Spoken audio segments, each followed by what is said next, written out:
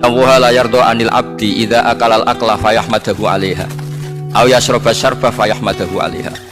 Itu redaksinya inna itu sesungguhnya, la yardo juga pakai lam taukid juga maknanya sesungguhnya. Sungguh-sungguh Allah sangat ridho ketika seorang hamba itu makan ketika sesuap nasi dia muji Allah, ketika minum seteguk nasi dia muji Allah.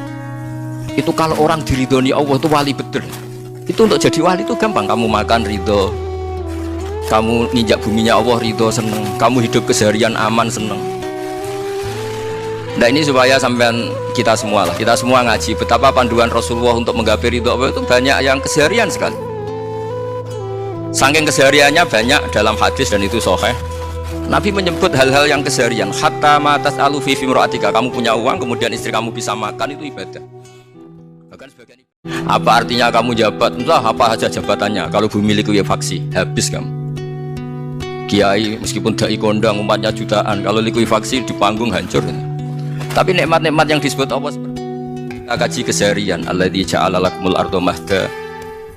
Allah itu yang menjadikan bumi dalulan yang mudah diinjak. Famshu fi mana dia silahkan pakai jalan-jalan. Jadi saya termasuk benar-benar kiai Jawa. Kalau kerennya kiai Nusantara atau kiai Indonesia lah. Diajari bapak saya Kiai Haji Nur Salim, diajari Mbah Maimun. Itu Islam itu keseharian. Karena ketika Anda memilih hal-hal yang serius, itu tujuan utamanya nyari ridhonya Allah, dan ridhonya Allah bisa kamu dapatkan sesuatu yang pasti benar. Tuhan itu siapa? Yang memberi makan kamu ketika lapar. Tapi kamu untuk syukur itu nunggu punya istri cantik, neriman, gampang diatur, membolehkan poligami. Terus 4 istri itu neriman semua, loyal semua. Itu sombong betul. Mau syukur saja kok repotnya seperti itu. Jadi mau syukur ya ada makanan dimakan. Itu. Kalau ngantuk ya tidur. Ayatnya wa min ayatihi manamukum billaili wan nahar. Maksud ayat Allah itu tidur. Nah keangkuhan-keangkuhan ini yang menjadikan kita itu jadi repot hidup. Untuk syukur kok nunggu tadi, mertua baik, tetangga baik, istri baik, apa saja di sekelilingnya harus baik. Nah keinginan berlebihan ini menjadikan kita lupa ada hal-hal yang paling kita butuhkan, yaitu oksigen. Kita boleh nempat di buminya Allah. Alladzi ja'ala lakumul arda firasya. Bumi kamu tempati enak. Coba kalau gempa, apa artinya istri 4 cantik semua kalau pas digoyang apa? Gempa. Apa artinya kamu jabat? Entah apa saja jabatannya kalau bumi itu. Misalnya sholat pesawat, hukumnya gimana? Kalau melihat waktu sholat ya harus sholat. Tapi melihat kalau kamu sesuci misalnya, sesuci di pesawat itu wudunya kira-kira sempurna enggak? Buatan kan? Kalau sempurna dimarahin awak apa? Kabin. Setelah wudu tidak sempurna kira-kira tetap wajib sholat apa enggak? Mesti jawaban pertama wajib. Lalu sholat ini namanya apa? Sholat ya hormatin waktu, hanya menghormati waktu, tapi nanti setelah di kos-kosan atau di Korea harus dikodoi. Tapi ketika wajib ngodoi melihat wajah-wajah gini, wah sholat aja sudah menguntungkan, disuruh wajib ngodoi. Muftinya ngeper lagi, karena wajah-wajah kayak sampean itu semua mufti pasti ngeper. Ini sholat fardu aja abot, apalagi disuruh kodok. Hanya kalau ditanya hukumnya gimana Gus? Wajib sholat, wajib ngulang enggak? Kamu enggak. Misalnya sholat pesawat, hukumnya gimana? Kalau melihat waktu sholat ya harus sholat. Tapi melihat kalau kamu sesuci misalnya, sesuci di pesawat itu wudunya kira-kira sempurna enggak? Buatan kan? Kalau sempurna dimarahin awak apa? Kabin. Setelah wudu tidak sempurna kira-kira tetap wajib sholat apa enggak? Mesti jawaban pertama wajib. Lalu sholat ini namanya apa? Sholat ya hormatin waktu, hanya menghormati waktu, tapi nanti setelah di kos-kosan atau di Korea harus dikodoi. Tapi ketika wajib ngodoi melihat wajah-wajah gini, wah sholat aja sudah menguntungkan, disuruh wajib ngodoi. Muftinya ngeper lagi, karena wajah-wajah kayak sampean itu semua mufti pasti ngeper. Ini sholat fardu aja abot, apalagi disuruh kodok. Hanya kalau ditanya hukumnya gimana Gus? Wajib sholat, wajib ngulang enggak? Kamu enggak. Pikirannya mulai macam-macam. Nah, kenapa kalau mufti sarannya ketat? Karena mufti itu akan menimbang hukum yang kayak iya kayak tidak. Itu harus orang alim, nggak boleh hanya lewat itu. Saya beri contoh ya Mas Gunawan ya, kayak iya kayak tidak. Misalnya gini, saya beri contoh. Kerja di Korea itu baik apa enggak?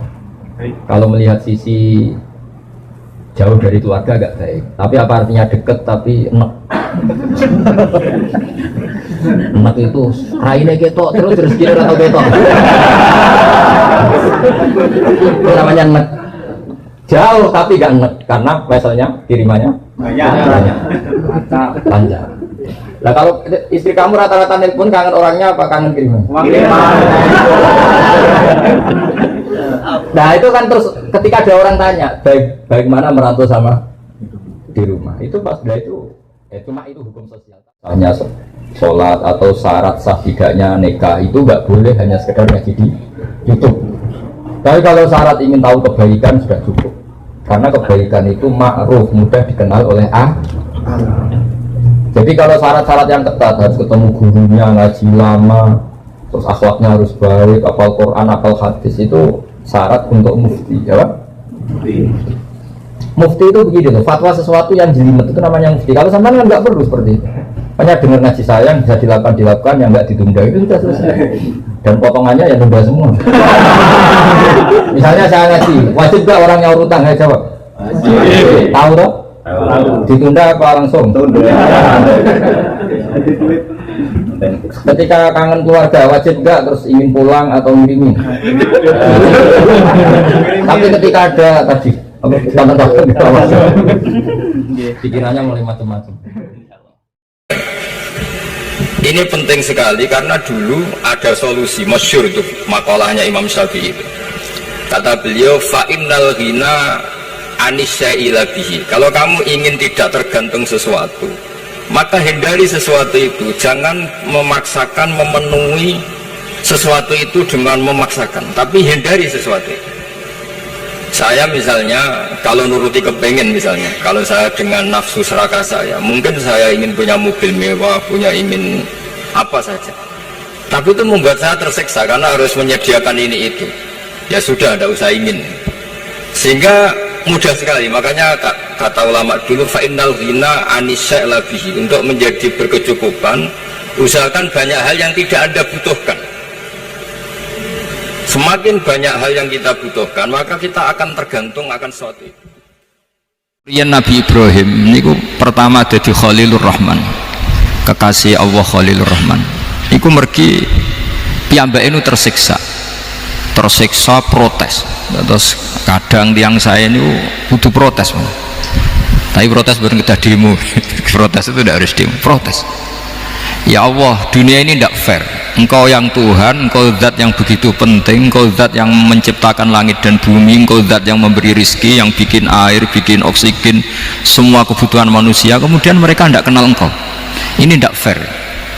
Jadi beliau itu tiap malam itu ngumpat, ini enggak fair dunia ini. Engkau yang begitu penting mencipta langit bumi, engkau begitu penting yang menciptakan air, menciptakan kebutuhan manusia, kemudian mereka tidak kenal engkau. Ini tidak fair, ini tidak benar.